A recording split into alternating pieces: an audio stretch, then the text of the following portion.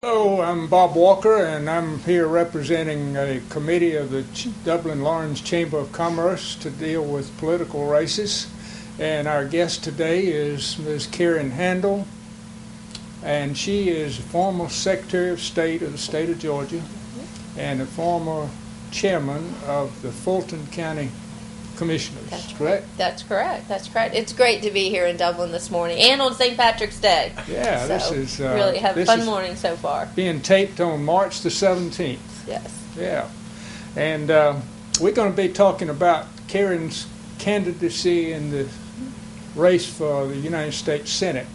You know, recently Senator Saxby Chambliss decided not to run after 2 terms and 12 years in the Senate. And so a number of highly qualified candidates have offered for candidacy for the Senate, which will be a new 6-year term beginning in 2016. 15.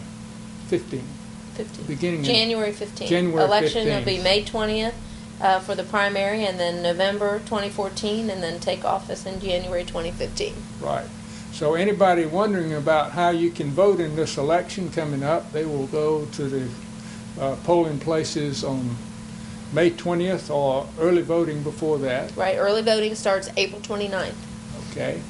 And then they say, then you say, I want a Democrat ballot or I want a Republican ballot, and you vote in the primary for that party. And then the general election, well, those winners will be November something. First Tuesday in November. First Tuesday in and I think November. one thing for viewers to remember is we have a runoff system, and so if we have a runoff, you pulled a Republican ballot, you can only vote in the Republican runoff, just as if you pulled a Democrat ballot, you could only vote in the Democratic runoff. And that will be true after the May 20th? Correct, and that runoff will be in July. Yeah. And you know, this is a very early date. It is. For the primary, because it's usually in July. That's correct, and it was moved up to deal with some of the elections timeline to give us a little bit of a better timeline for elections. So 2 months earlier, hopefully that means that we can get a little bit better turnout as well. Okay. Well, let's get to talk about Karen. And Ms. Handel has what is your education background? Well, I went to college at night. Many people don't know this about me, but I've been on my own since I was 17. We had a rather turbulent home life, and I left home when I was 17, finished up high school, went to work, and went to college at night. I don't have a degree, but I've worked really hard. And what I know is, you know, this country is so great that the circumstances under which you grew up don't determine what you can achieve in your life, as long as you hold yourself accountable, you work really hard, and you work towards self-sufficiency instead of government dependency. Wonderful, wonderful. Congratulations. Thank you. I've been very blessed. And then in your business and professional background, tell us about that. Well, I worked in Washington, D.C. for a few years. I had the great privilege of being Deputy Chief of Staff for Dan and Marilyn Quayle in the Bush Quayle White House. Then I was an executive with KPMG, the big accounting firm, also with CIBA Vision Corporation, which is a global eye care company that manufactures contact lenses. From there, I became CEO of the North Fulton Chamber of Commerce, one of the largest chambers in the state. And so I have sort of a background that is very financial crisis driven, it seems like.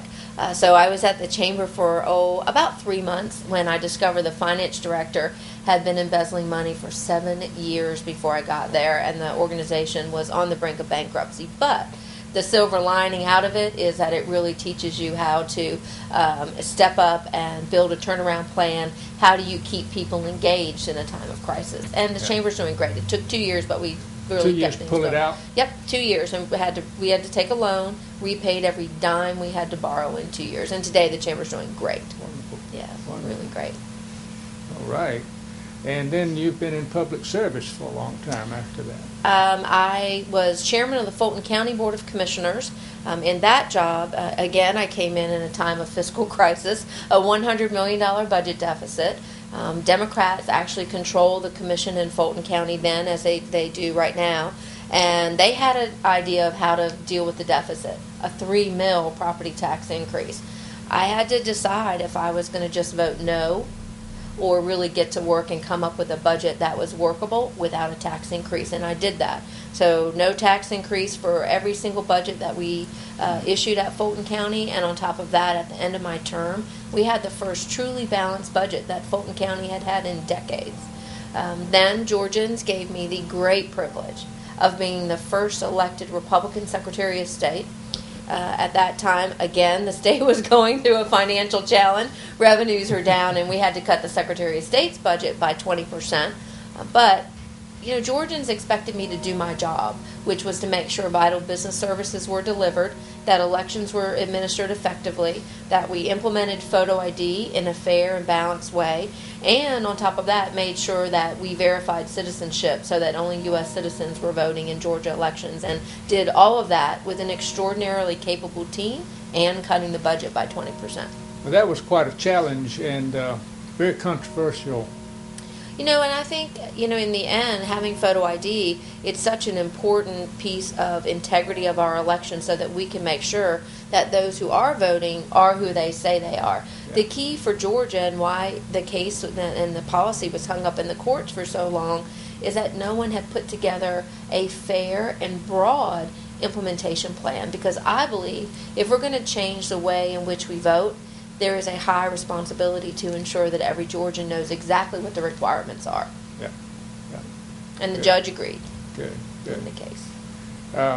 There are many challenges facing us right now, and what do you see as the most important things facing our government and our country? I think two things: the poor fiscal management of our nation, and secondly, the tremendous lack of trust that people have right now in the ability of Congress to actually do the job.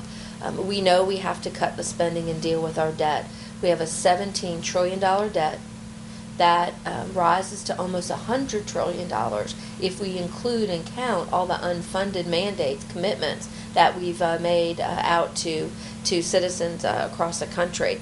But in order to cut the budget, we need to have individuals that we trust. We need individuals who will be strong and tenacious, will have the guts and the resolve to do what needs to be done. The status quo is really impacting our country's ability to thrive and really get our economy going again. And it strikes me that cutting the budget is not rocket science. It's politically hard, but it's not complex. And we need to have someone who will care more about doing what's wise and right for America, not what is best for getting reelected. And that's one of the reasons I'm running for U.S. Senate. Good. And when you take office in January 2015, a positive note That's here. right. What would be your agenda? Well, really, the fiscal house is the most important thing to stabilize where we are financially. Because consider, here for Middle Georgia, we know the importance of the Savannah Port for jobs here. We know the importance of Robins Air Force Base for jobs here. But if we don't have sound fiscal management at the federal level, none of those things, we won't be able to support any of those things if we're on the brink of bankruptcy. So we need to cut spending, balance our budget, and really put some sanity into the budget process. And those are the things I'm going to be very focused on. We know what we need to do also for our ag community as well. Yeah. How can the trend toward more people dependent on welfare and public assistance be reversed? Well, I think one of the things is we should, rather than talking about entitlement programs, we should remember that these initiatives were put in place to be safety net programs. And a safety net program, just safety net, is a very different word than entitlement.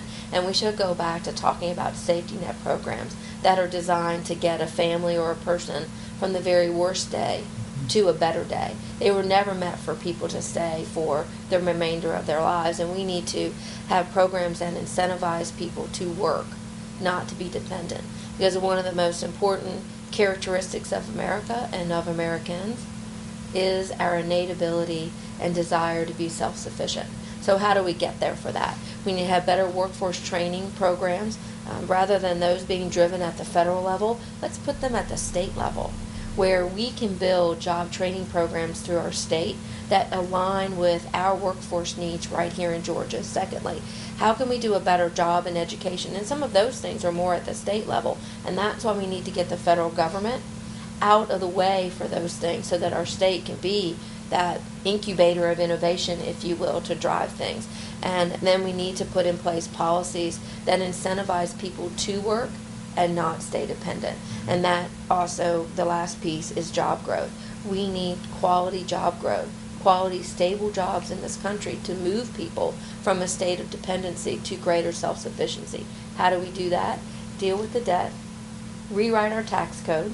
I'm a big fan of a consumption tax. I support the fair tax, but I know that the status quo is unacceptable.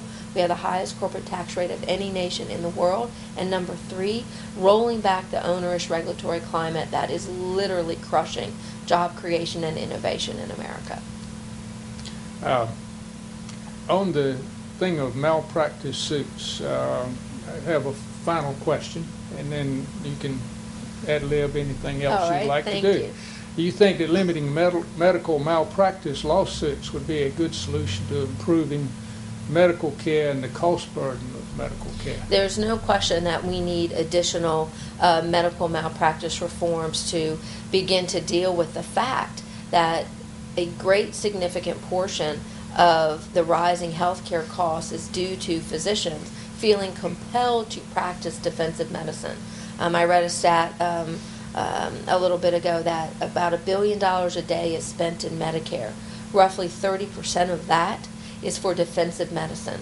That's a big, big dollar amount.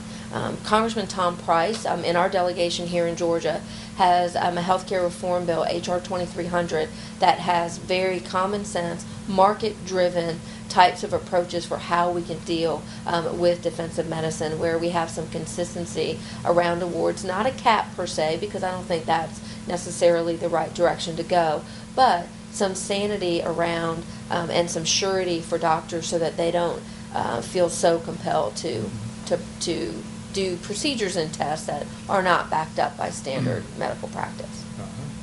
Okay, is there anything else that you would like to tell the people of Dublin, Lawrence County, and surrounding area? Well, first of all, thank you very much, Bob. I appreciate this opportunity. And to everyone watching, I believe that results matter. They matter in the business world, and they should matter in elected office as well. And we need to elect individuals who are going to be focused on getting the job done.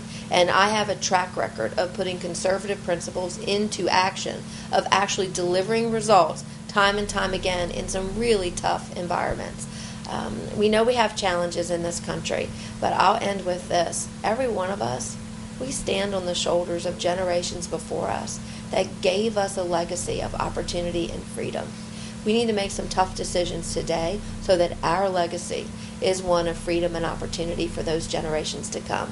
I asked for your vote, but I'm going to work very, very hard here to earn your vote. You can visit KarenHandel.com or KarensPlan.com to learn more about me and my ideas for getting our country on a new trajectory for economic prosperity. Thank you, and God bless. The committee of the Chamber of Commerce has invited the candidates for the Senate to come and be interviewed just like we've just done, and both Democrat and the Republicans. So right now we are working on getting everybody scheduled during the St. Patrick's Week or shortly after to come into Dublin and interview for the same set of questions, so everybody will have a fair shake, everybody gets the same questions.